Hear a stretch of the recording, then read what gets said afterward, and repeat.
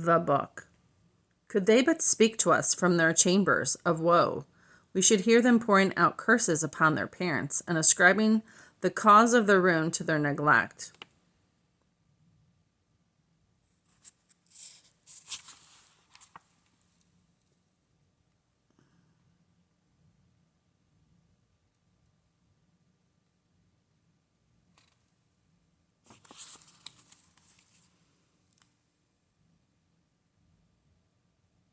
On the other hand, could we but listen to the anthems of the redeemed in heaven, we should doubtless hear their sentiments of gratitude for a mother's prayer and a father's counsel.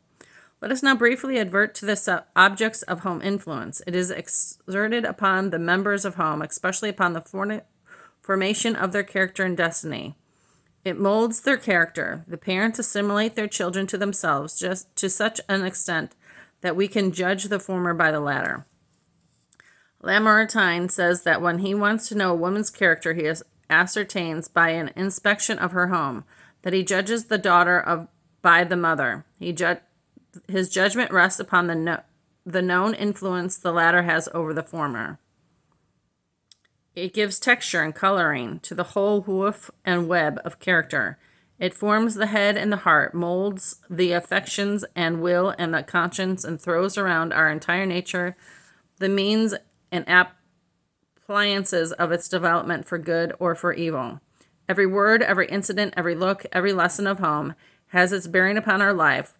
Has one of these been omitted, our lives would perhaps be different. One prayer in our childhood was perhaps the lever that raised us from ruin.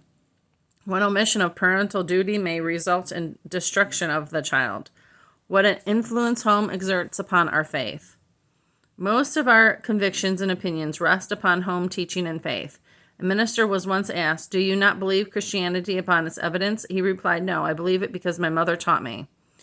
The same may be said of its influence upon our sympathies and in the formation of habits. It draws us by magnetic power to home and develops in us all that which is included in home feeling and homesickness. I need but pluck you garden flower from where the wild woods rise, to wake with strange and sudden power 1,000 sympathies. In this respect, how irresistible is the influence of a mother's love and kindness. Her very name awakens a torpid stream of life, gives a fresh glow to the tablets of memory. Her very name awakens a torpid stream of life, gives a fresh glow to the tablets of memory, and fills our hearts with a deep gush of consecrated feeling. Our habits, too, are formed under the molding power of home. The tender twig is there bent, the spirit shaped, principles implanted, and the whole character is formed until it becomes a habit. Goodness or evil are there, resolved into necessity.